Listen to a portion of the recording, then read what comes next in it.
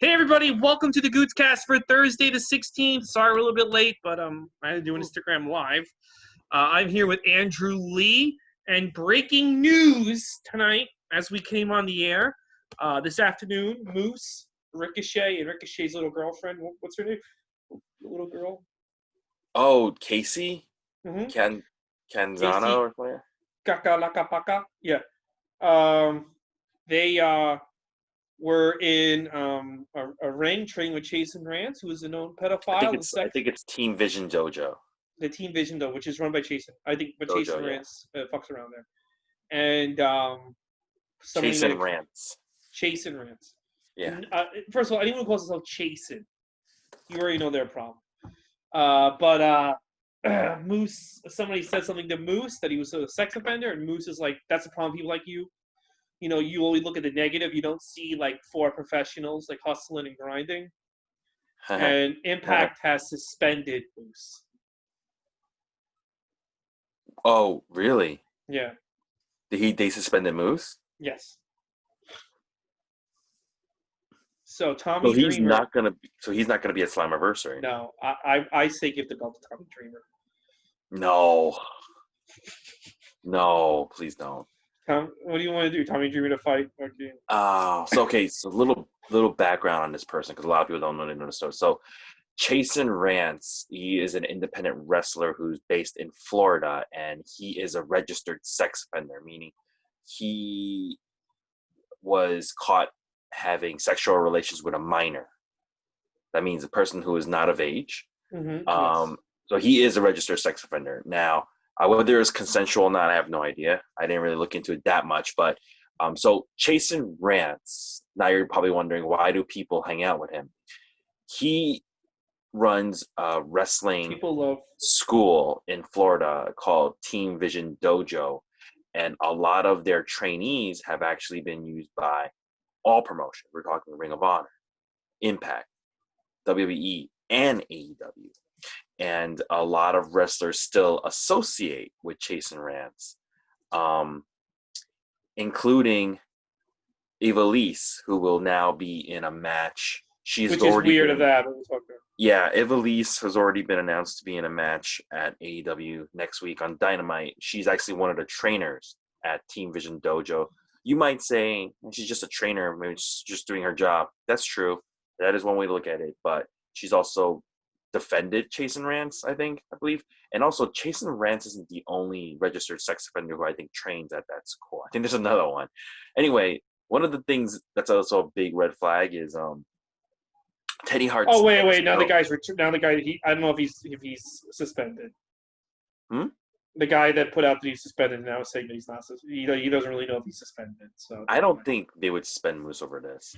Yeah, they like it when you hang out with pedophiles with Impact. Yeah, and it's not like Moose is the pedophile. He's just saying don't be focused on negative.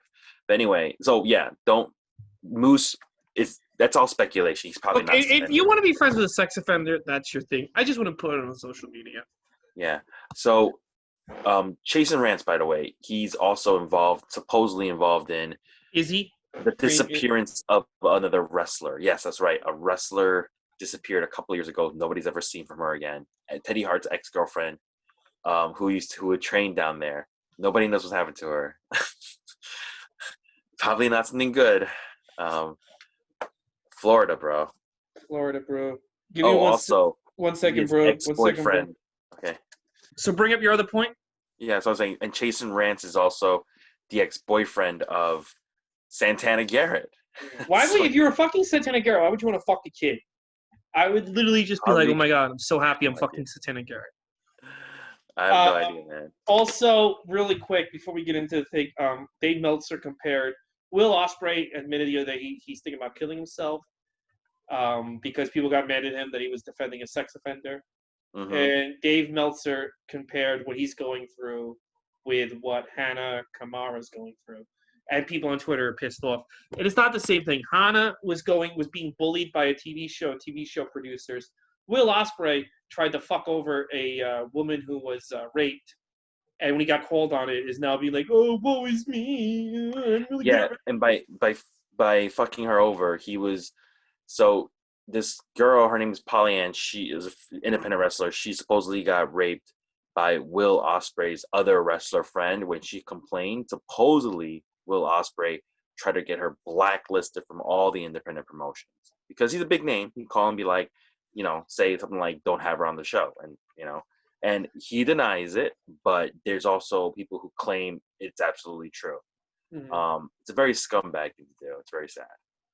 Yeah, but like he's Yeah, like, but "Oh, anyway, I'm gonna kill he myself." said he put out a post saying he was thinking about killing himself, but he chose against it because of everything that happened. When I saw that tweet, I was just like, all right, I mean, like, you're not the one who got raped, bro. Dude, what do you want to say? I was Meltzer is the king of good. He's the king of good wrestler, good person thing. Because yeah, Dave Meltzer loves this guy. Again, if Tyson Tomko was the guy doing this, Meltzer would be like, "Well, you whatever, dude. You blame the rape victim. You're Tyson Tomko. You're not." I think Will Ospreay's a fantastic wrestler. He's one of he really was one of my favorite guys to watch wrestle because like every single one of the matches is just killer. But if this is true, it's a very scumbag thing to do. There's an easy way to fix this. You fucking apologize and you try to make up for it. Be like, what can I do to make this right? Just like be a man about it. That's the way we say it. Be a man about it. You're like, nobody's perfect. We've all made mistakes. I've made mistakes. Yeah, we've all made mistakes, but all you gotta do is just man up to it. Apologize and see what you could do. Sometimes you have to pay a big consequence for what your actions are. Be a fucking man. Face those consequences, even though they suck. That's just how you deal with it. If you really did do this, don't fucking put up a post about like how you're going, think about killing myself. Guess what? I think about killing myself every single fucking day, okay? So get over it, all right? Oh, so now somebody on Twitter is saying all the wrestlers are protected of Jason Rance because he sells them coke. Yeah, he's also a drug dealer. Yeah, that's right. That's the one thing I was forgetting. Supposedly, Jason Rance is also all the wrestlers' drug dealer. I mean, I guess if you give, a deal is a deal. So, like, look, some kids gotta get fucked in the ass. What are you gonna do? Hey, you know what? Like, depends on how good the drugs are. Yeah, and they're free. Okay. I think they're free. I think he's free. So let's talk about last night. Lots to unpack, and then we'll talk about the rest of the week very briefly. But let's start with NXT. Let's go. NXT. All right, we're gonna start with NXT. It starts off a little different. We got Alicia Taylor in the ring. She's like, I'm guessing a new backstage announcer. She's in the ring. This is Alicia Taylor's debut or something, right? Because I've never seen her before. Yeah, I believe so. Unless she does stuff like backstage. I would say so. She is. For those of you guys wondering, she is African American, so she's different. She's not the usual blonde. She's different.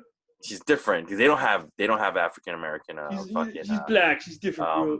Yeah, they don't have ring. They don't have backstage interviewers since Brandy, I think. But anyway, Alicia Taylor is in the ring, and she introduces us to the new double champion, Keith Lee. Keith Lee comes to the ring, and he cuts about a 5-minute promo. It's probably one of the worst promos I've ever heard. It was listening to this made me go like, please take the fucking belts off this guy. I don't want to fucking ever hear this shitty promo ever again. He calls out Don. What's his fucking name? It's Dijak, but what's his name in Dijakovic? Dijakovic, yeah, I have a hard time saying it. Donovan Dijakovic, and then Keith Lee is sweating, and he's like, you know what? I'm giving you an opportunity, so it's gonna be Dijakovic versus Keith Lee again. This promo was 13 minutes. This whole segment was 13 minutes long. I cannot stand the way Keith Lee talks. I don't want to ever hear him talk again. This was terrible. Terrible way to open the show. And I think that's why the ratings suck so bad. 13 fucking minutes of this. This was 13 minutes in the beginning, bro. I didn't mind it. What about this was not terrible for you? I liked him setting a match with Donovan the Jaka Waka Waka chicken. Did you like his cadence? It was fucking terrible, dude. No, his cadence is terrible. But you know what? I mean, he's not as bad as Adam Cole, baby. He sounds like Slick Rick.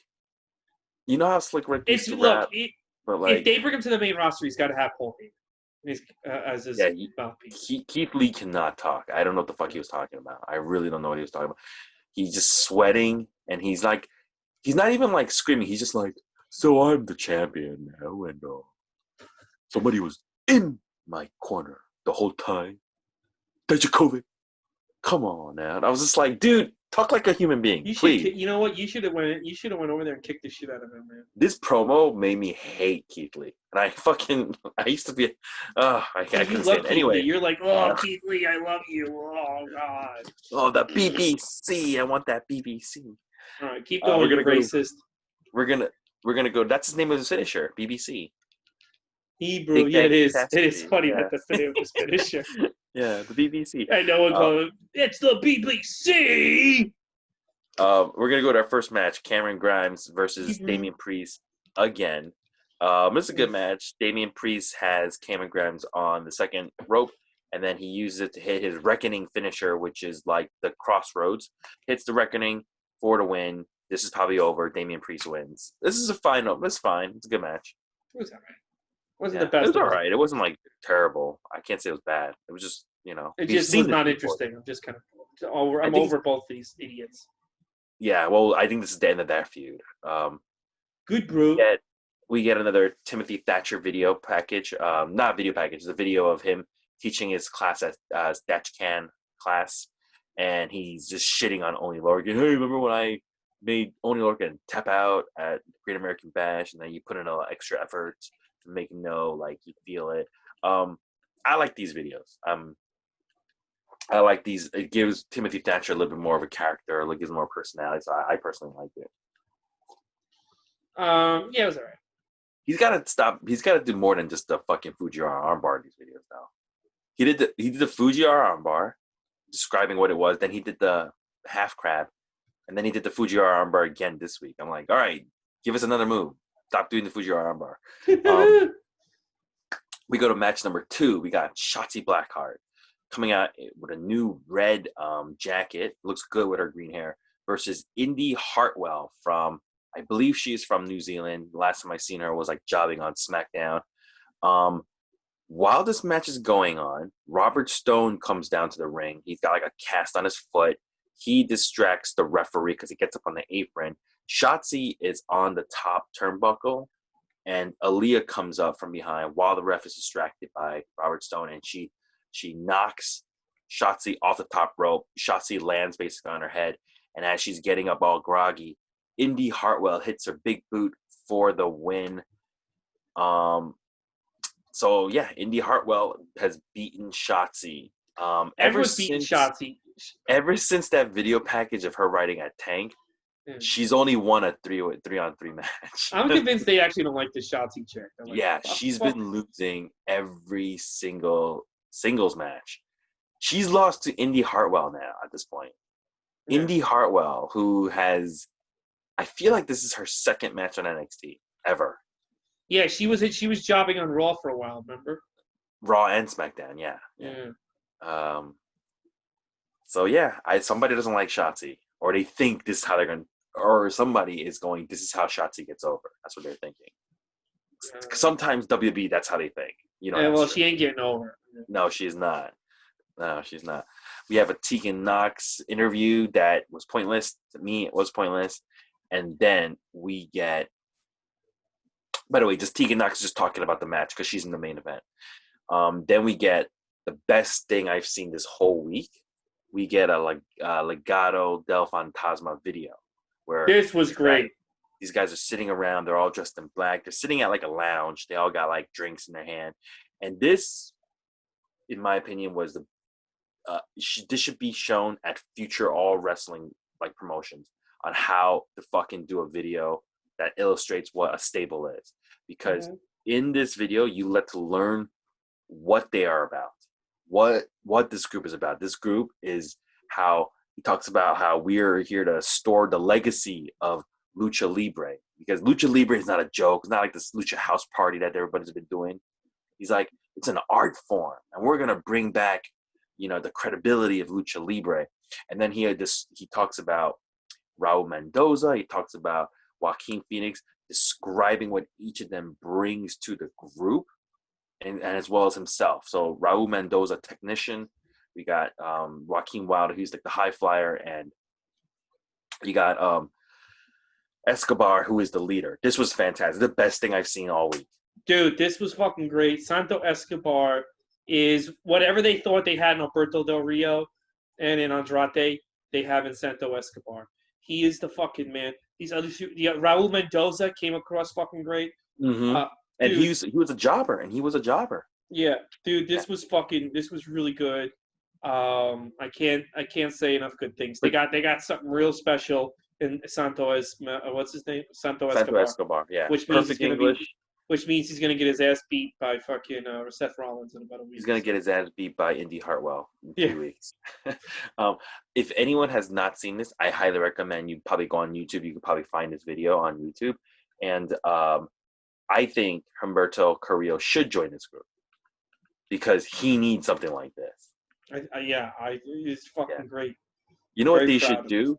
They should get Humberto Carrillo, beat him up, and then as punishment in being in his group, he should be wearing a mask. Like he's the only guy in the group has to be forced to wear a mask or something like that. That's crazy. I think that'd be good. You're out of control. Yeah. All right, we're gonna go to match number 3. This is at the 9 p.m. This is the 9 o'clock mark. Mm-hmm. Start of the second hour. We got Lee versus Dijakovic for both titles. Remember, Keith Lee is now he holds both the North American title and the NXT title. Somebody made a good point that this is the year of like everybody holding like 2 titles. It started with Naito because Naito in New Japan in January he became, he holds both the IC and the IWGP titles, right? Yeah. And then now you have then you had was Becky a double title holder? A year ago. That was in 2019 though. I guess she started it, but now everybody is. I mean, I heard you have a couple of belts. I do. I have 3. I need a belt, which is why I don't have sex. I didn't need a belt. Yeah, I know. Dude, the more replica belts you have, the more sex you're gonna get. It's just. I know. I'm just gonna walk into bars when things real, be like, "Yo, look at my belts, bitches." And then you're like, "Oh, no, you gotta have one up here like Bret Hart, but then you gotta wear one too. You gotta have. Oh yeah. I need to carry one like Steve Austin. Like Yeah, that's true. Remember how Steve Austin would just carry the belt like it was annoying him? Like it was. Yeah. The Rock and him both carried the belt like it was like really annoying. They had to even. And then you gotta wear it around your neck like Santana. And then I got it in my mouth. I always knew that didn't hurt his teeth. Like fucking. Like a Pete Dunne. Yeah. Yeah, you imagine that would be really funny if you go to an indie show and there's a guy holding all these titles in all the different ways of the wrestlers too, on his mouth, biting one around his neck, on his shoulder. In the ring. I would love to see that. Oh, I would love to see that. Anyway, so yeah, Keith Lee's putting both titles on the line against Dijakovic. Here's the thing. We've seen this match probably, this is the 4th or 5th time we're watching this match because this was a match that happened in PWG in the Indies. Dijakovic versus Keith Lee, and it was like it just blew fucking people away because there's 2 big guys doing crazy shit like diving and shit. So as soon as both guys were signed, NXT just milked the shit out of this match. They did this match so many times, and now we're seeing it again. But this is one of the worst encounters I've seen between them. Really? I like this match. You're a disgrace. If you watch their old matches of these 2 guys on NXT, they're way better. They spend a good 2 minutes just fucking circling each other in the fucking beginning. That was super fucking a waste of time. I thought this match was fantastic. I highly recommend the other matches. It's way better. I've never watched them. Keith Lee hits the BBC for the win. Black cock. Yeah, after the BBC, just fucking him in the ears. After the win, they hug it out. Yeah, they hug, men. And then the lights go out, and then Morrow shuts up for a fucking minute. Oh, yeah. Like literally, no talking. You get Scarlett. One spotlight, Scarlett's there, and she walks toward the ring, and she dumps out. She has a bag, and she dumps out the broken hourglass that Keith Lee broke a few weeks ago because she wants him to pay for it. And then she leaves. Ooh, big moment about that. Yeah. Me personally, they've had better matchups in NXT. This was not this was the worst one they've had. I liked it. I'm sorry. And you like this, right? But you have sorry. not seen. I'm sorry the that you other hate black matches, people right? this much. You Yeah, can't enjoy this. but you've never seen the Keith Lee Dijakovic from NXT. No, I don't right? watch Pro Wrestling Guerrilla. It doesn't exist. Okay. No, not Pro Wrestling Guerrilla. NXT. This is the third match they've had on Okay. NXT. Where Yeah. did they wrestle in the Indies? Not PWG, right? Yeah, they had both the classic matchup they had was in PWG. So as soon as both these guys got signed, they wrestled on an episode of NXT, not a takeover, just a regular episode of NXT, and it was fucking crazy the amount of shit they were doing in this match. And then I think they put it. So I think Keith Lee won that one, and they did it again. And I think a second time, Keith Lee won again. I think, and I think that they had a third match, and then I think in the third match, Damian Priest interfered and attacked them both or some shit like that. I think that's what happened. But regardless, this is the worst match they've had. If you watch the other ones on NXT, if you just go look for it in NXT, like the fucking archive, you'll see it. They're really good. I recommend watching one of those instead. But it doesn't matter what I think because we come back from commercial break and Dijakovic's getting interviewed, and it was an instant classic according to them. They said it. It's an instant classic what we just had. Instant. The Classic. moment they entered the ring, people were like calling each other to watch AEW. Dijakovic takes his time to shit on Karrion Kross, basically say, Karrion Kross, he ain't gonna be able to handle Keith Lee. He's on a different level right now. I faced him before, but he's on a different level right now. And then Karrion Kross comes out and they have a stare down. And then he speaks like Carney or some shit. I don't know what the fuck he was saying. Karrion Kross was he was speaking like a weird language. No, that's stupid. You don't remember? You didn't hear this? He was speaking like a weird language. I did. It was stupid. Maybe it was like I don't know if it was a foreign language. I just thought it was Carney he was speaking. They end up fighting, and Karrion Kross beats up Dijakovic, and then he tries to unbutton his top, and he couldn't, so he got mad and just walks away. Fuck my top. Yeah, that's what Dijakovic's role is now. He's gonna be the guy who puts over the big guys. You know? Good. It's about time. Yeah. We go to match number 4: Timothy Thatcher versus Denzel Desjarnette. This is just basically a squash. This it's an enhancement match. I should say enhancement. Timothy Thatcher puts in the half crab. He beats him, and after he wins, he starts beating up some more, and Oney Lorcan comes out and he attacks Timothy Thatcher. I'm guessing they're gonna have another match, which is fine because I enjoyed their match from a couple weeks ago. Welcome. This was all right too. Anything you want to add about this match? No. Nothing. All right. Now we're gonna go to one of the stupidest things I've seen. So last week, Robert Stone was holding like a cup of coffee, and he got mad because Shotzi rejected him and joining his stable. So he fucking threw the coffee behind him. It landed on Killian Dane. So earlier today, or as they said on NXT, Stone is trying to meet Killian Dane in the lobby because he wants to apologize. While he's apologizing to Killian Dane so that he won't beat him up, Robert Stone's only talent, Aaliyah, comes over and she goes, "Look at this drawing that Dexter Lumis did." Like, she had to interrupt all this to show him this fucking drawing. And it's a drawing of everything that happened last week. It's just basically a recap of what happened, like him, Killian Dane getting coffee thrown on him and Keith Lee winning both titles. Killian Dane sees this and he gets super mad for some fucking reason, like really mad about this painting as drawing. And he goes, you know what?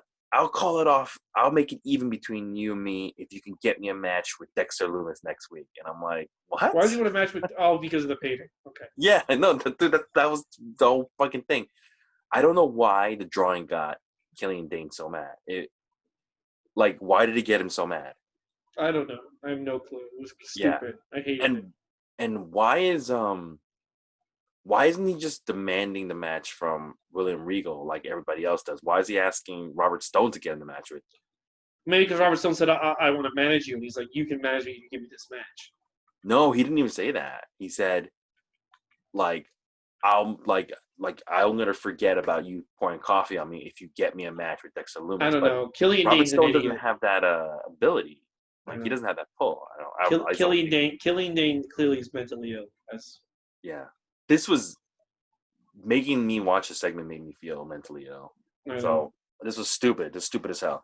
But we you go to loved match it, though. I did not like it. Match number 5. Fifth and final match. Tegan Knox versus Yo Shirai for the NXT Women's title. And I don't want to sound negative, but Tegan Knox she's not What? like on that level. I thought the match was fine. It's fine. It's not a bad match, but like she doesn't have it. Like her kicks in the corner, they look so like shitty. And like there was nothing about this match that was intriguing. Io Shirai hits the moonsault for the win, and as she's walking away with the title belt, Dakota Kai comes out. That person, I was over it with that right idiot. fake. Dakota Kai. When that idiot showed up, Dakota Kai. Oof. Yeah. So, as I was saying, Io Shirai, she's leaving. Dakota Kai comes out, kicks her right in the face, and that's how NXT ends. Probably setting up Dakota Kai and Io Shirai. You said you liked this match? Yeah, I really liked it. Really liked it. What was so great about it? I just enjoyed it. I thought the match was fun. I thought like they put on a good show. Oh, you thought they put on a good show? Yeah, I enjoyed myself. I put on. I'm stuck in this house because the world's ending and nobody wants to listen. And I enjoyed the match that these two bimbos put on. What do you want from me? Yeah. Did you like those kicks in the corner? No, but like fucking, I don't like a lot of the shit that half some of these wrestlers do. But like, it's still good. You're right. She shouldn't be doing as much shit. She's doing moves like they're like trying to force her to be like Sasha or Becky, and she's like barely there yet. You're right about that. But I thought it was fine. Tegan Knox is like her wrestling is like not believable. Like you could tell, like she's like, oh, I gotta do this. Like she's like it's very rehearsed. She clearly like is trying to like impress somebody. Probably. Yeah. It doesn't look natural. By the way, they mentioned like Molly Holly like fucking 2 times during the show. I think she was trained by Molly Holly. Oh, okay. She does the Molly go round. Or they had sex sometime. Yeah. She's gay. Molly should have trained her better if that's the case. Well, Molly Holly. People act like Molly Holly was the greatest wrestler. I thought Trish Stratus was way better, but whatever. Victoria was better than Molly Holly. Oh, Victoria's great. Nobody gives her credit. Anyway, I think Molly Holly's just really nice to people. So. Yeah, and her wrestling wasn't the worst. It was pretty. No, she was good. Dude, she would have excelled nowadays. Yeah. So, all right, next week we got Killian Dane versus Dexter Lumis because of that painting or drawing, I should say, and Karrion Kross versus Dijakovic. This week's NXT was not bad, but it was not good. It was forgettable in my opinion. I would not watch this. I would not recommend you watch this. I like 2 of the matches. I say it's fine, but it wasn't that good. But the next show was much better. AEW? Yeah. What? Better than NXT? It was better than NXT, but this was not one of the better AEWs I thought. There was I'm surprised by that. There was some shit. We'll get into it. There was a lot of garbage in this show. But we're going to get into it. By the way, AEW this week was live. It was live, and I think whenever they do live, they make a lot of fucking mistakes, and it shows. So on commentary is Excalibur, JR, and Taz. And the reason why Taz is out is because Tony Schiavone a COVID-19 test, and they didn't get the results back yet. So I hope it is negative. That was all I can say. So we're going to go right into the match. Match number 1. No fucking bullshit 13-minute promo at the beginning. AEW always starts off with a match, which I love. Cody versus Sonny Kiss for the TNT title. They show Tully Blanchard sitting in the audience watching this match with no Shawn Spears. Sonny Kiss comes out with a fantastic entrance. Do you remember his one pay-per-view match? I think it was Fight for the Fallen or something like that, where he came out with the cheerleaders. Yeah, that was good. Yeah, he came out with cheerleaders again, but this time the fucking cheer entrance was really long. But I liked it. It was good. It gives him some. You know what I was thinking? Like he needs to drop Joey Janela and keep these cheerleaders every fucking time. Yeah, I know. I don't know why they're only doing this. He said the cheerleaders every fucking week. Like it would be like if Rikishi. It would be like if Rikishi only went back in the day. If Rikishi only danced like every once a year. It would be like, why are you not just having him constantly dance? Yeah. Yeah. It was great entrance. This match starts off really good. I mean, these guys are everybody's bringing in it.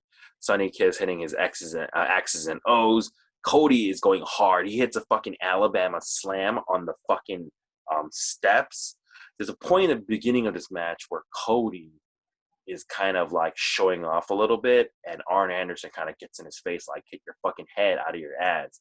And the story of this match is that Cody is a little off tonight, and that's why Sonny Kiss keeps getting a little bit of the edge on him, has a little bit of the edge. But it's a great fucking storytelling, and it's good. But then there's a point in the match where Cody hits a vertebraker. That's the Hurricane Helms' old WCW finishing move. Hits the vertebraker, and then from there, this match kind of just falls apart. I don't know if you noticed, but after this, like, they didn't know what to do next. Almost like Cody was just like stomping on him a few times, and like they both looked like they were like, are you gonna hit me now? Like Sonny Kiss and Cody both seemed off. They looked really fucking bad. Like, I don't know what the fuck happened. Like, I don't know if they ran out of moves or there was some kind of miscommunication. The match just fucking fell apart, dude. And there's even a point where Sonny Kiss is like waiting for Cody to hit him, and Cody's waiting for him to hit him. They just kind of stare at each other for like a few seconds. Cody basically ends up hitting the Crossroads for the win. This match was not good because it went like that, and then it went fucking a nosedive down. And then they hug it out again. So not a good opening match. I liked it more than you did. I think it's kind of fucking stupid. Again, I think it's really fucking stupid to have Cody beating all these new guys. I think it doesn't help any of them. I don't think this shit really helps out Sonny Kiss. It just reinforces that these guys are not as good. Yeah, I think they're under the mentality that, like, even though you're losing, but the guy you're wrestling me, and if you have a good match, you're going to get over. That mentality. There is such thing as that. And it is true to some cases, but not in this case. I think definitely not in this case. Like, again, I'm going to use Hogan because now I'm learning why Hogan did what he did. The reason why Hogan, like, people like, well, Hogan never wrestled like Chris Benoit. Hogan. The reason why Hogan didn't wrestle Chris Benoit and Eddie Guerrero every week, because number one, Eddie Guerrero is not going to beat Hulk Hogan in 1996. He's just going to lose. And Hulk Hogan doesn't want to fight these guys until him and them can make money. Like, if Eddie Guerrero became Latino Heat in WCW in like 2001 or something, let's say, right? Then Hogan would have wrestled Eddie Guerrero a bunch of times. Because then it's like, all right, now we can make money. And Eddie Guerrero got over it, Hogan beating the shit out of him. So it was like, Cody Rhodes wrestling all these guys and beating the shit out of them doesn't help anyone. Who is like a wrestler who was a relatively no one who got big from having like a very competitive match with somebody but still losing? Because I know there's cases like that, but I just can't think of one. Do you know what I'm talking about, right? Yeah. No, they got to win. I mean, fucking Jericho beat Triple H, and then later on, won the title, and then they reversed it. And I don't even count that because I feel like he was already a name at that point. I know, but like I don't think the company was taking him seriously until he did that. I'm talking about like Sonny Kiss level, like where you're kind of like a nobody, and then you get an opportunity to face one of the top Jerry guys. Lynn and ECW with Rob Van Dam. Okay. Yeah. Okay. Because the ECW fans didn't take Jerry Lynn seriously until he went toe to toe with RVD. Yeah. But let me see who else besides that. Tommy Dreamer getting beat up by Sandman. Again, these are all ECW examples, though. Like, I'm trying to think of like WCW, WWE, DDP. No, DDP beat Savage, so you can't even say that. If you're gonna do that, there needs to be a really, really good match. And this. I just don't think Cody should be beating all the new guys every week. Yeah, and I didn't think this was. Yeah, I thought this was Cody's best match as TNT champion. This match fell apart, though. It still was his best match. No, it wasn't. He's had better matches. He's not that good, dude. Wait, for the TNT title, you mean? Yes. He's had it put out there. No. I think he had a better match with Ricky Starks. No, that was a better match. Match was garbage. This match was worse. This match fell apart. At least that match. At least Sonny Kiss, when he dances, is like a fucking idiot. What? Wait, who else did he have a match with? He had a horrible Jungle Boy. That match put me to sleep. The guy from Private Party put me in a coma. He hasn't had good matches. Jake Hager. Well, the only good thing about that was the wife smacking everyone. Yeah, no, I like the Rick. In my opinion, I think the Ricky Stark match was all right. good. Let's say that. But yeah, anyway, yeah. You gotta get the belt off this. Watch this match, and you guys decide whether or not you liked it or not. Don't watch this. We're gonna go to match number 2. Now, this is really sad because I had such high hopes for this match. Lucha Brothers. This match annoyed the fuck out of me. What? This match annoyed the shit out of me. This match, I really thought it was going to be a really good match because it's like these are two really good tag teams. I just don't think they have chemistry together. But anyway, Lucha Brothers, they come in FTR's truck that they stole with Butcher and Blade. So Butcher and Blade are just going to hang out by the truck watching Lucha Brothers. As soon as this match begins, they fucking botch a wheelbarrow spot. Lucha Brothers fucking fuck that up. You got Dax Harwood just laying there waiting for these guys to fucking do the wheelbarrow spot. It looks so stupid. They just don't have any chemistry, these teams. They just didn't. It just didn't mesh. It wasn't a bad match. Like the Cody match too versus Sonny Kiss. It wasn't, at the end of the day, it wasn't like the worst match. It was just like, ugh, and this was the same way. It was just like, Yeah, I expected better. I think it was a massive mistake to have Lucha Brothers lose. I don't know why they did. Why was this match not that good? I don't. You're not gonna like. You know why the Revival was so good in NXT? Because they were wrestling old school matches that were very long. And what I mean by that, style, old school style. The Lucha Brothers aren't going to wrestle that. The Revival needs to isolate Phoenix, and the Revival also shouldn't be good guys. They should be bad guys. Mm-hmm. Yes. So the Revival is a heel team. We're supposed to. This is why we're supposed to. This is why we're supposed to. They're telling us you got to cheer Revival because they left WWE and they're really good wrestlers, and now they're here. I don't give a fuck that they're really good wrestlers. I don't. Why should I cheer them? I want to boo them. That's when they were good. They're miscast here. Yeah. So FTR, when they're wrestling in this match, they are kind of going by the Lucha Brothers rules, which is not a lot of, like, even though you're not tagged, you just kind of come in and you do double team moves and you just kind of stay in the ring for almost all the 10 seconds. So they're not wrestling that old school, like, isolate your opponent. Yeah, it's not what they do. They're not doing that. So. And also, the FTR are the faces in this. But the ending was a little weird, too, because it was a heel ending. Dax Harwood unmasks Rey Fenix right in front of the referee, and he rolls him up for the cover. In Lucha Libre, that's a disqualification. And I guess in America, that's not a disqualification.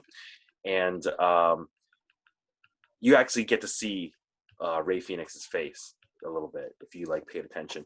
But anyway, after that, the Young Bucks, they come behind Butcher and Blade, who are riding by the truck. They attack them. They steal FTR's keys back, and they give them back to the FTR. Then you get Kenny Omega coming in with a cooler of beers because he wants to make up what happened last week. He gives the FTR all beers, and he says, hey, I don't drink alcohol, but I'll drink one with you guys just to make it up. Before he drinks it, FTR pours the beer all over Kenny Omega's head. Kenny Omega wants to fight them, and Bugs have to kind of get between FTR and Kenny Omega. The Bugs have to get between FTR and Kenny Omega, and FTR with their new car, with their returned car keys, go back to the truck to drive away. But Cash Wheeler cannot get the truck started, and the camera just stays on them in silence as they're trying to figure out how to turn this car on. And as they pan away, you can hear him go, "This piece of shit, this piece of crap," or something like that. That was so stupid, dude. I couldn't get the car started. Couldn't get the car started. This was, this was stupid. I mean, did you like the ending? That little storytelling. I did like that little ending, but it's just well, then am I supposed to cheer? Who am I supposed to be? Who am I supposed to be going for? I did like that little bit with Kenny Omega, but it's I don't get where they're going. I don't get what they're doing with these guys, and they need to do a better job. Because they're trying to build the FTR versus a Kenny Omega Hangman Page. That's what they're. I know, but I mean, I just I don't You know what want. I I think know. is I gonna don't say happen? should I cheer or boo these jerk offs. You know what's gonna happen? I think FTR and Hangman are gonna have a 6-man tag against the Elite. That's what I think is gonna happen. We could see that. Yeah. By the I way, could. during this match, they were doing this weird hashtag thing where they were like, if you find the secret hashtag, the first 30 people are gonna get like prizes. They started doing this thing where like if you fucking find the hashtag and you tweet it at us, we'll give you a prize. Are they doing this to try to like get more viewers, or why are they doing this all of a sudden? Probably to get more viewers and stuff. Yeah, something. I don't know what they're doing, but they're doing something to fucking make up for what happened the past 3 weeks. I could tell. Then we get the Inner Circle. They're in the ring. This is Inner Circle minus Sammy Guevara. Remember, Sammy Guevara is still suspended. He's out. But guess who's not suspended anymore? Jake Hager. Jake Hager was suspended a couple of weeks ago for punching a referee. He's now back. Suspension has been lifted. Why was he out? Was it a little vacation or just like COVID thing? I think just to move that storyline. Oh, okay. So we got Santino Ortiz, Jake Hager, and Jericho. They're in the ring.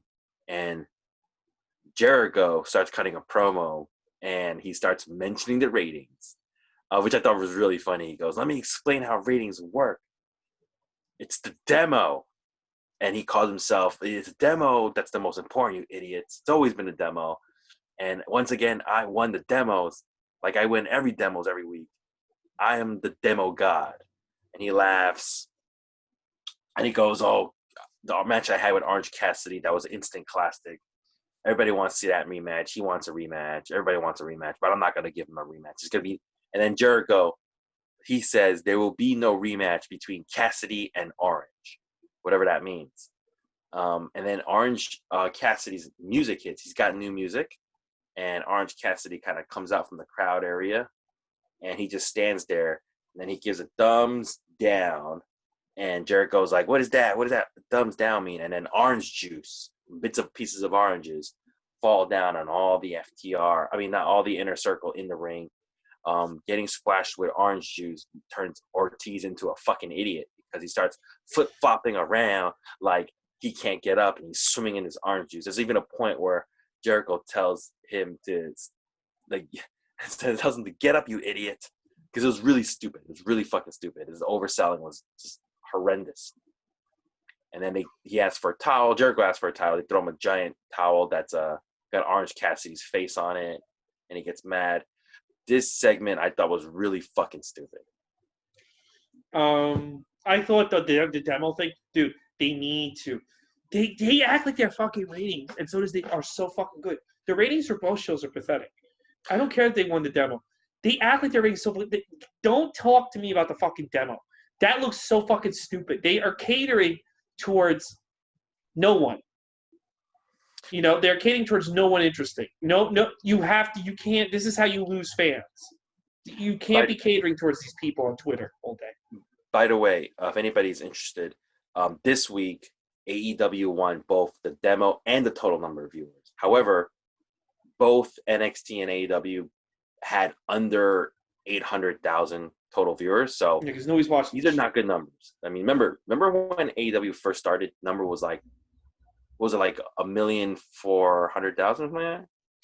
Yeah. 1.4, right? It was like 1.4 or some shit like that. Yeah, their ratings are in the toilet. I mean, come on. They're basically half now. It's half of what it was in the game.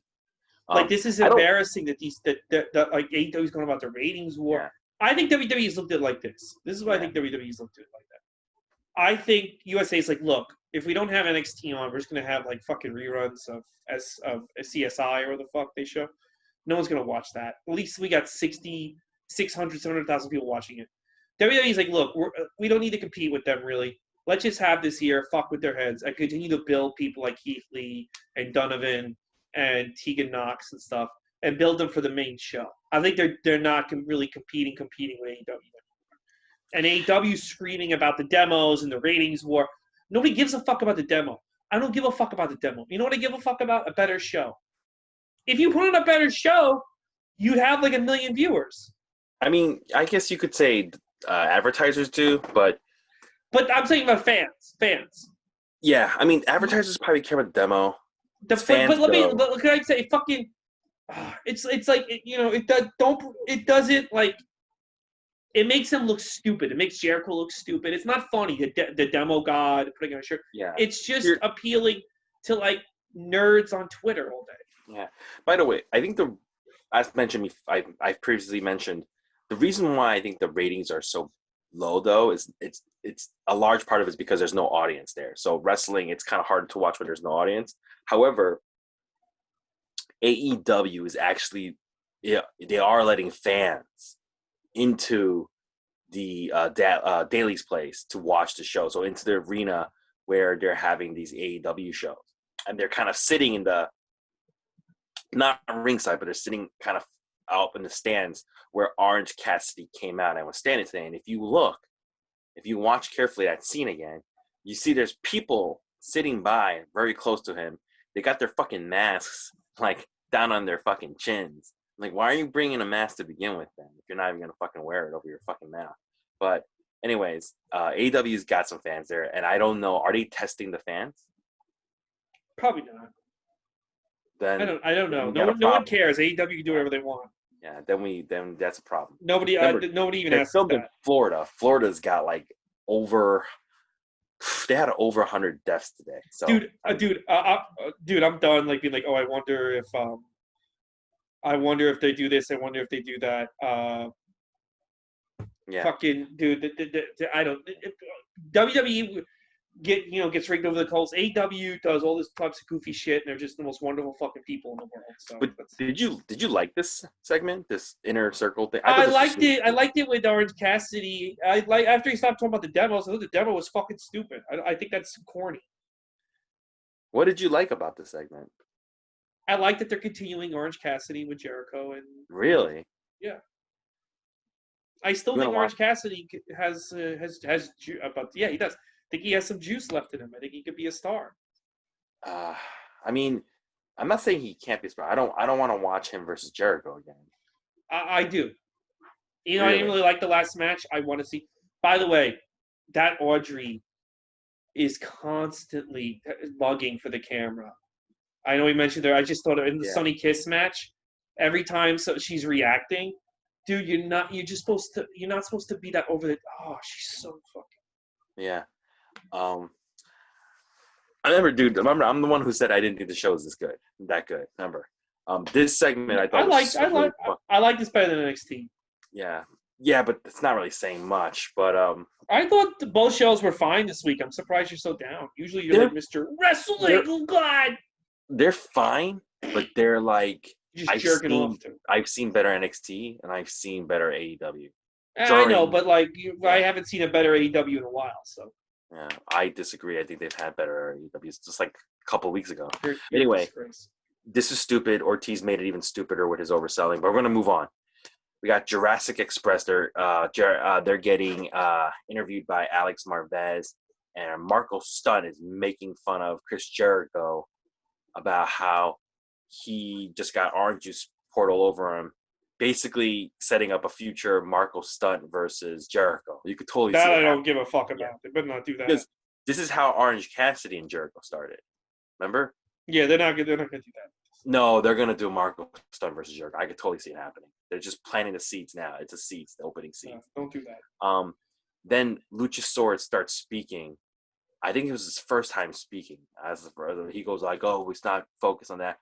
We got to focus on our match tonight versus the Elite." And then we get Chris Jericho. He is now replacing Taz on commentary. It's going to be Excalibur, JR, and Chris Jericho. Jericho acknowledges that he heard what Marco Stunt said about him. And then we're going to go to match number 3 at the 9 p.m. mark. This is the start of the second hour. If you recall, on NXT, it was Keith Lee versus Dijakovic. This time, at this same time, we get Jurassic Express. This is Marco Stunt, Jungle Boy, and Luchasaurus versus Kenny Omega and the Young Bucks. This was a fantastic match. This was really good. During this match, they showed that Hangman Page, who is tag team partners with Kenny Omega, he's at a part of the stadium that's turned into a bar. He's watching it on TV. While he's watching it, FTR comes and joins him. They're all drinking together. They do a lot of crazy shit in this match that I've never seen before. There's a point where Marco Stunt is on the ground, on the floor, and Luchasaurus and Jungle Boy both grab each of his arms, and they just fucking like pull him up, launch him, and he hits like a hurricanrana on Kenny Omega. There's a large point of the storyline in this match was Kenny Omega is not taking Marco Stunt seriously because he's so short. So Marco Stunt keeps getting Kenny Omega's number, getting rolls up and everything. And it gets to the point where Omega starts like getting upset and he starts hitting these vicious looking V triggers on Marco Stunt and everybody else. There's a point where they hit this crazy Canadian destroyer off of Luchasaurus's shoulders on one of the Bucks. That was a really cool spot. So basically they're at the ramp, and off the top rope they hit a fucking Canadian destroyer. Unfortunately, that's not enough for the win because Kenny Omega hits the One Wing Angel on Marco Stunt for the win. As soon as this match is over, Kenny Omega looks into the camera, blows it a kiss, and starts wailing on Marco Stunt. Post-match. The match is over. He starts wailing on him. Everybody's like, whoa, whoa, whoa, whoa, whoa. Even the Bucks are like, whoa, what are you doing, bro? The match is over. And Kenny Omega's like, what? You know? Because, you know, that was the whole storyline of this match. I love this match. This was good. Even though the Young Bucks, I think the Young Bucks should be in prison. I think there was their best match on Dynamite so far. This is why I like this match because, the story that Kenny Omega told, where Kenny Omega is finally realizing that he's Kenny fucking Omega, and it's time to stop acting like a jerk off. When he snapped on Marco Stunt, I fucking loved it. When he when he ended the match with like hitting like 9 finishers on this fucking guy, basically be like, I can do this because I'm fucking Kenny Omega. Who the fuck are you 3 losers? Fucking loved it. This is what they need to do. I hope they go full speed ahead with this. Like this storyline he should turn fully heel in 4 weeks. Don't keep dragging this out like you have been all year. Start moving and turn this fucking guy heel and make him into the cleaner. And the way he did it, he looked into the camera and just like you saw like when he was like gives a little wink and a blow in the kiss and then bam, just starts wailing on the guy. Yeah, it's like who the fuck are you to fucking think you can hang with me? You know? Like I'm the guy Dave Meltzer jerks off to. Who the fuck are you? But I like that because it's time for this guy to become that character again. Yes. And you know, for the longest time, I think everybody was predicting when is Hangman Page going to turn. No, but I've been saying that I want Kenny to turn heel. Yeah. I think they watch this fucking podcast, and they should because we're the only ones who get the. Everybody else is like AEW is so good. Everything they do is perfect. Oh God, it's every fucking wrestling podcast now. We're the ones who are going to tell you the fucking truth. Now this was good. You dumb fucks. This was really good. But I want to say this too. Young Bucks, go fuck yourselves. Anyway. I would really like to see what the numbers were for this compared to Keith Lee and Dijakovic because this probably beat Keith Lee. This was fantastic. I will admit this is one of the best things I've seen them ever do in Dynamite. It also came out of nowhere. It came out of nowhere. That was the best part. It was like I heard Dave Meltzer's children heard an explosion in the house, and they went to check on their dad, and there was just semen all over the ceiling while he was watching. Oh yeah! Oh my God! You see Kenny Omega? That's kind of like my room. Like, Dad, why are you coming again? Oh, Kenny Omega. Oh my God, he's becoming the cleaner again. But I like it. I want Kenny Omega to be the guy who's like fucking. I get 5 stars when I just look at someone. I'm the fucking best wrestler in the world. Why am I lowering myself to help you fucking scrubs? You all fucking scrubs. I'm going to show you. That's what it should be like. Yes. And he should be the one having long matches every week, not Cody fucking Rhodes. I'm gonna be honest with you. That would be way better. That would be way better. That would be way better. It's time to do it. Yeah. This is the best time to start doing it, guys. This is the time where you should be just taking chances. Everybody should just be taking chances. Because you know what? The numbers are gonna be low regardless. So you might as well start just fucking taking chances. And if it stays low, it was going to be low anyway. If it goes up, that means you're doing something right. Tony Khan, listen to this podcast. Who's the only one who can say the truth? Everyone else, for some reason, just wants to shove their cocks up your ass. Not us. We are telling you the fucking truth about your show. This is good. Keep trying different shit. Yeah. Do different shit. Hebrew. Well, don't do too much different shit. Sometimes too much is not good. Well, good different shit. All right, we get Sheeta. She's getting interviewed by Alex Marvez. And by the way, Alex Marvez is like 100 times better than any of these fucking backstage interviewers that WB has. Like, he's just not an idiot. He's not an idiot. That's like the best part. So Alex Marvez brings up a big point. He says, Sheeta, 4 out of the 5 top contenders are now out. What are you going to do about this? Now, I was like, 4 out of 5. So we got Rio. She's not allowed to come to the United States. She's in Japan, right? Mm-hmm. Then you have Britt Baker. She's out with injury. Chris Statlander. She's out with injury. Then the fourth one I guess they're talking about is Penelope Ford. What happened with Penelope Ford? Here's your reminder. Buy a taxi driver stuff. What'd you say? Penelope Ford, is she injured? She is. No, she's okay. I think they just didn't have her on the show, so she's not injured. No. Are you not? Okay, I'm gonna have to turn that shit off. We're doing a podcast. Well, hold on. Give me 1 second. Okay, I'm back. Sorry about that. Repeat what you were just saying. Hold on. Okay, so I was saying Alex Marvez was interviewing Sheeta, and he said he mentioned 4 out of the top 5, your top contenders are out. And I was like, what do you mean by 4? So Rio, she's in Japan, so she can't come in. Britt Baker's out with injury. Chris Statlander's out with injury. That leaves Penelope Ford. And that's I was asking, is she out with an injury? That's weird. They didn't mention her. Exactly. Yeah. I think she's out for. I think she maybe she's not. Maybe she's not in the top 4 contenders. No, she is, dude. Who else would it be? You. Here's what I think. I think it's COVID related because I have not seen her or Kip Sabian in a long time. Well, we saw Penelope 2 weeks ago when she had one of the best matches in AEW history because she's perfect. That was 2 weeks ago. Okay. Well, maybe there is. They just don't want to say it. You're right. Yeah, they just don't want to say it, I think. Yeah. Because that leaves only Nyla Rose. And unfortunately, Nyla Rose and Sheeta, we've seen this match already. So yeah, I don't want to see it. Yeah, so basically that was the whole point of the segment. As Sheeta goes, Alex Marvez mentions that the only one available is Nyla Rose. And he goes, would you be willing to face her again? And Sheeta's like, yeah, but she's like, it doesn't have to just be Nyla Rose. And she looks into the camera and she goes, I'm issuing an open challenge. That's right. It's open doors, man. Just let everybody come in.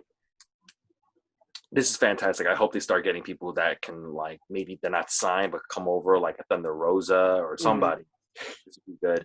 I think some NWA women are going to show up. I think so too.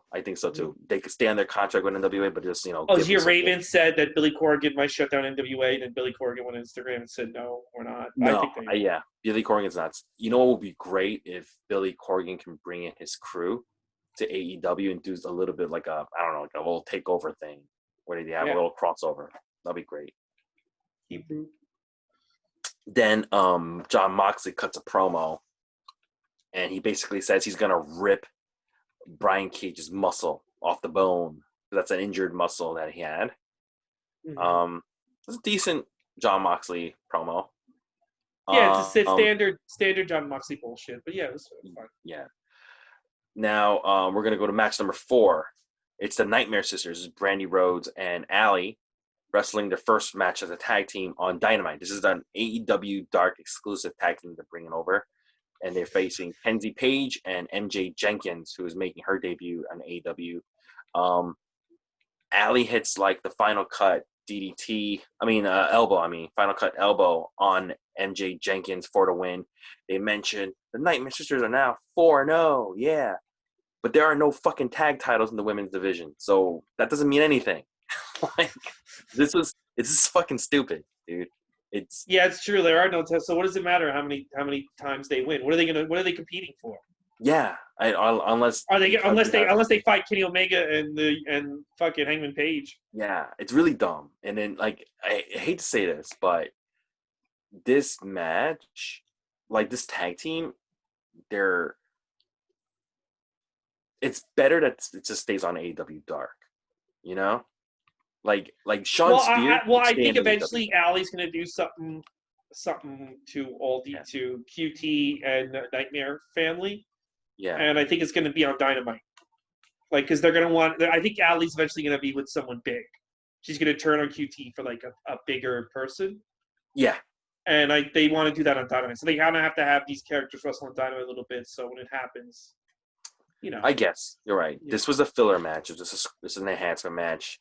You know what? I will admit, maybe it's just me, like, in my head, but Allie and Brandy kind of do look alike to me. You know that? Yeah. Brandy is a weird look. Brandy's gorgeous, but she's got a strange look. There's something strange about her. That's the same way I feel about Allie. Yeah, they're both like good-looking women, but there's something really weird about them. Yeah, they both have like an alien-looking kind of like, facial structure. Brandy looks like still both beautiful, very beautiful women. They're both very, very beautiful. I know, but Brandy just has such a strange look to her, and like everything she does is kind of weird. Like she doesn't seem for the like I know Dustin's thinking nothing she does seems natural. It seems like she's like a robot. Someone's like you know what it is? It's like that whole Tegan Knox thing where everything doesn't look believable. It looks like she's rehearsing. She's like, but like even like when Brandy's walking, it looks rehearsed. Yeah, it looks like, it doesn't look natural. No, but anyway, she should be arrested, I think. Yeah, the Nightmare Sisters win for Phantom Tag Titles for the women's division. Then we get a commercial for the AEW action figures coming out in August, exclusively to Walmart, I believe. Guys, in it's August, gonna suck for the ringside guy. My birthday is happening in August, guys. So if anybody's looking to give me a birthday present, love some Kenny Omega and Young Bucks figures. We get Nyla Rose in the ring, and she's getting interviewed by Dasha, and she calls her stupid. And it's like Dasha's like, you're gonna let us know who the manager is? And then Nyla Rose, this is fucking stupid. She goes, I'm not gonna tell you. I'm gonna let them speak for themselves. And I was like, them? Is this a group? Is she joining the Dark Order? Because them is plural. Themselves is plural. And what do you call it? Like, even Jericho was like, what? And it turns out it's not them. It's Vicky Guerrero. All right, Vicky Guerrero is her manager. You called it. You wanted to say something? No, I'm listening to you. Oh, no, because you went like that. It's like a breaking news. No, I was scratching my ear, and then I just went like that. Oh. But yeah, you called this. This is going to be Vicky Guerrero.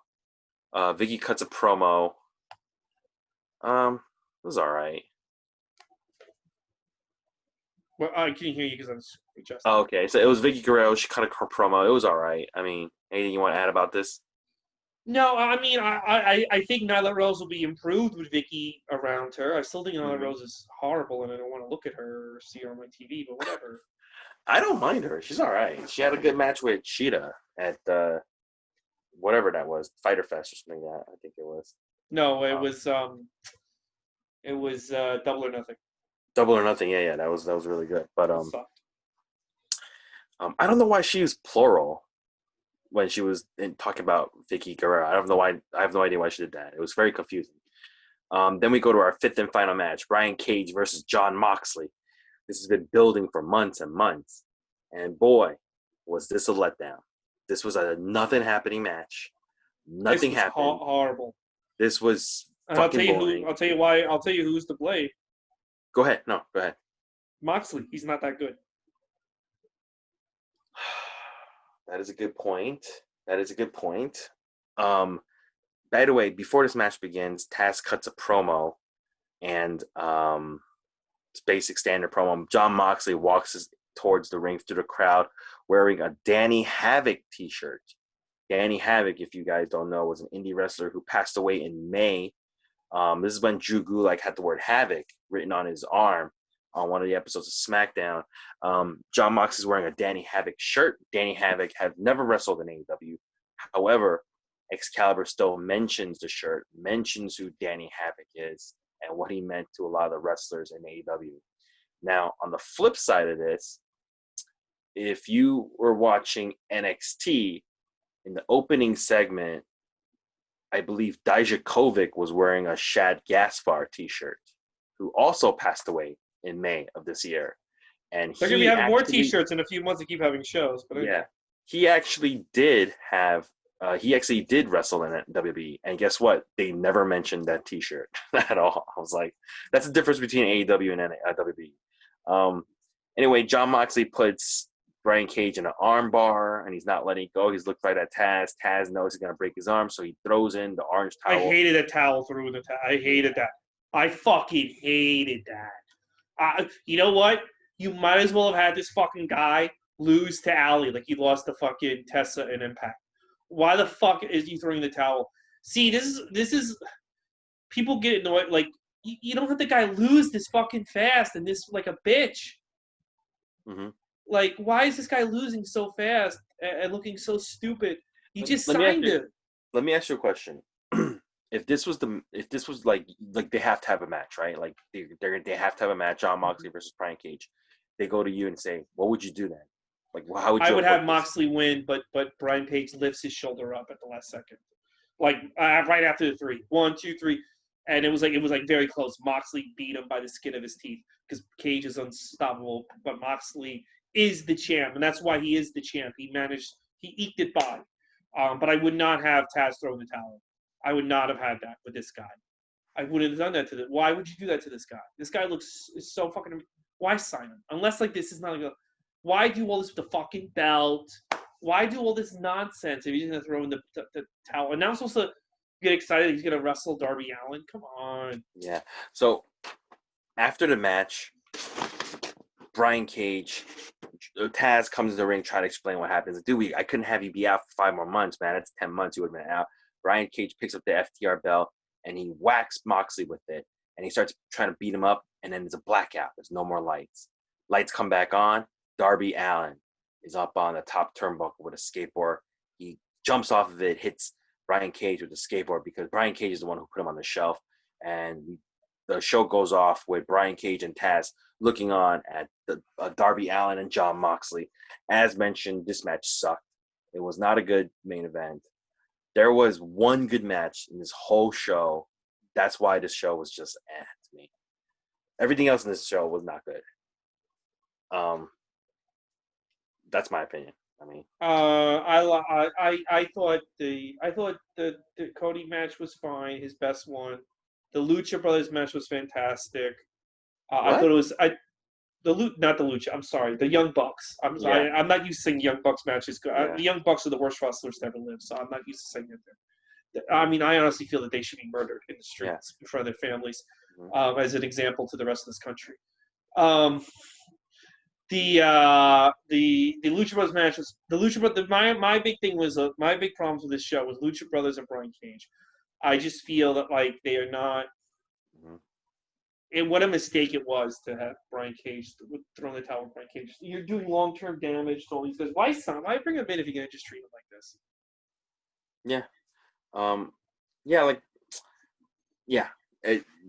The ending was stupid. I mean, what they did with Brian Cage was not smart. I would definitely, if you're gonna watch the show, just watch that Jurassic Express versus the Elite. That was the only match worth watching. By the way, next week, this is the lineup for next week for Big Brute. I'm sorry. Okay, I thought it was breaking news. I was like, what? Cody Rhodes open challenge for the TNT title has not been announced yet. Hangman Page versus 5 from the Dark Order. That is Alan Angels, who went one-on-one against Kenny Omega on Dynamite a while ago. Ivelisse from which is really weird. Dream She's very Vision problematic. Dojo. Well, yeah. Ivelisse versus Diamante. So people think Diamante's going to beat Ivelisse and then join up with the Inner Circle. Because remember, she was with LAX. She was with those guys in Impact. Yes, Santana Ortiz. That would be actually pretty cool because I think Diamante is the underdog in this matchup versus Ivelisse. But that's really interesting. Ivelisse and Diamante in a match on Dynamite because Ivelisse doesn't wrestle for them and Diamante is like really a jobber. I don't think she's signed with them either. MJF is going to be in action next week. We got the Young Bucks versus Butcher and Blade Falls Count Anywhere match. And then we're going to have Jurassic Express. We're talking Luchasaurus and Jungle Boy versus Jericho and Jake Hager. That's a full show for next week. Hopefully it will be better than this week's. I enjoyed both shows. I thought AEW was a little bit better. Andrew Lee's a racist, so they're both just like, forgettable shows. They're forgettable. So tomorrow I'm returning to stand up finally, and I guess we'll do SmackDown Saturday morning, and then we'll figure out the rest of the weekend. But thank you guys for listening, and we will see you tomorrow for SmackDown. Have a good night. Thanks, bro.